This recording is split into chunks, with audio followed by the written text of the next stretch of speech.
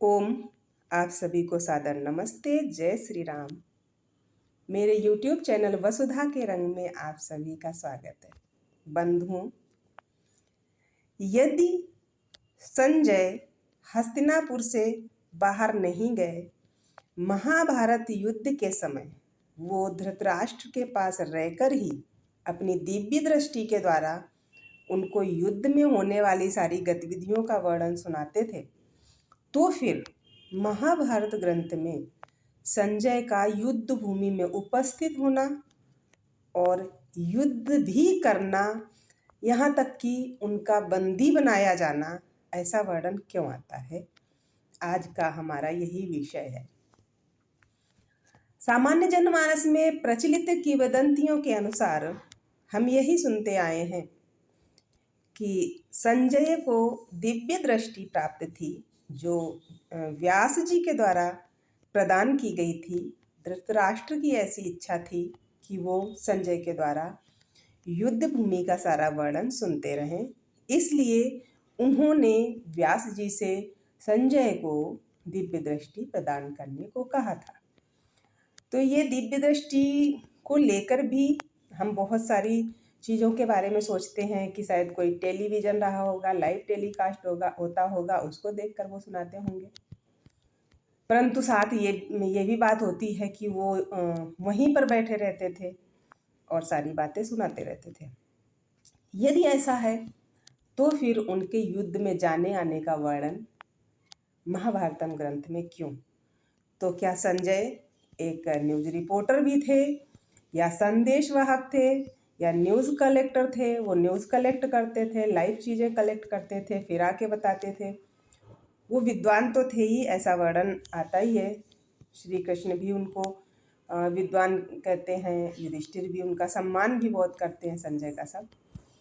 परंतु वो हस्तिनापुर से बाहर नहीं गए, फिर वो सारी युद्ध की बातें धृतराष्ट्र को सुनाते हैं। ये बात सत्य है, या फिर वो युद्ध भूमि में जाते थे और वहाँ से स्वयं ही डेटा कलेक्ट करके या किसी प्रकार से सारी चीज़ों को कलेक्ट करके फिर बताते थे? ये एक चर्चा का विषय भी हो सकता है, शोध का भी हो सकता है। तो बंधुओं, आइए देखते हैं कि कौन से पर्व में संजय के युद्ध भूमि में उपस्थित होने का वर्णन आता है।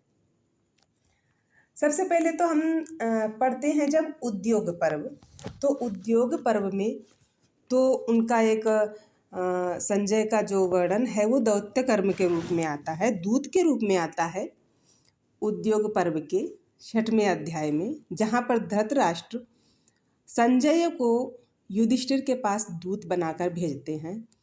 जब पांडवों का वनवास खत्म हो जाता है, राजा द्रुपद का दूत आकर धृतराष्ट्र की सभा में कहता है कि उसको इस संदेश के लिए भेजा गया है कि अब पांडवों को आधा राज्य सम्मानपूर्वक वापस कर दिया जाए ताकि युद्ध टल सके।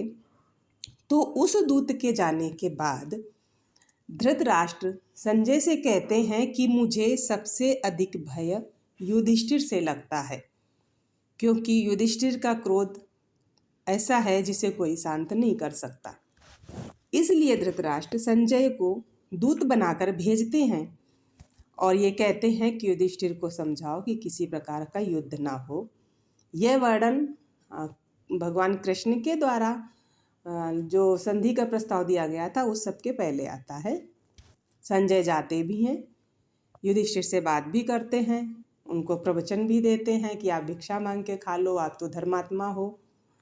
तो ये तो दूत का वर्णन आता है। इसके बाद इनका युद्ध में उपस्थित होने का वर्णन आता है भीष्म पर्व के पहले तो 2वें अध्याय में आता है,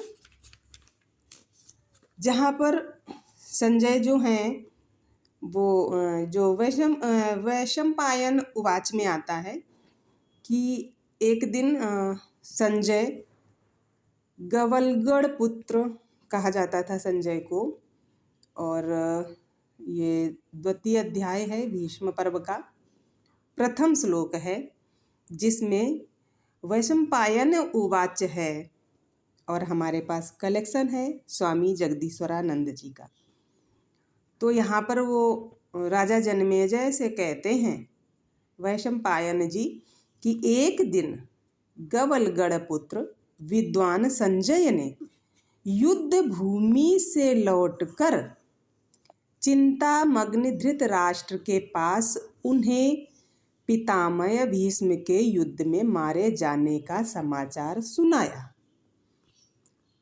उसके बाद संजय उवाच दूसरे श्लोक से शुरू है, जहाँ पर संजय धृतराष्ट्र को बताते हैं कि पितामह भीष्म मारे जा चुके हैं, सैया पर पड़े हैं, शिखंडी के द्वारा उनको मारा गया है। ये सारा वर्णन करते हैं। युद्ध भूमि से आकर, ऐसा आता है भीष्म पर्व के 2 अध्याय में।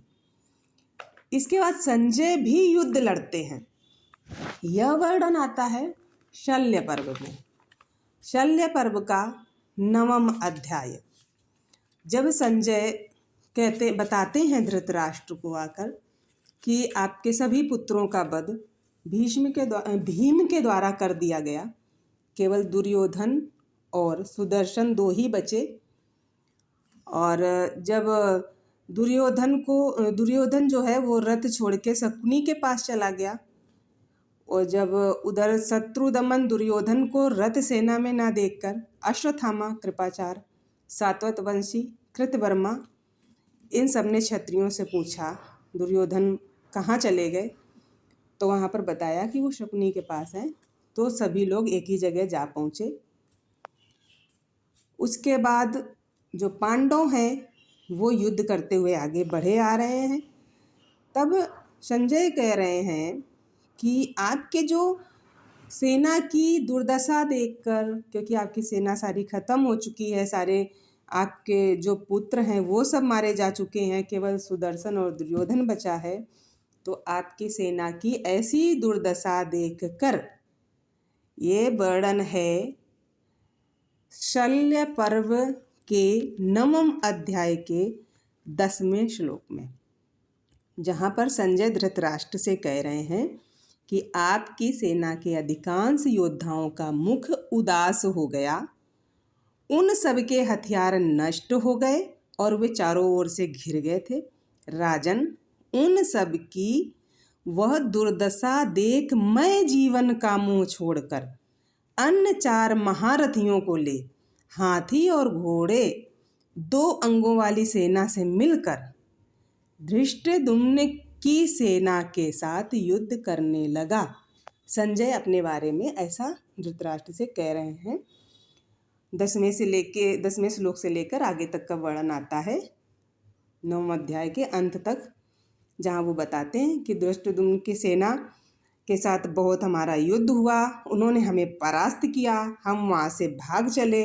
इतने में मैंने देखा कि महारथी सात्विक जो हैं उनको अपने पास आते देखा, उनके साथ 400 रथी थे, उन्होंने मुझ पर आक्रमण किया।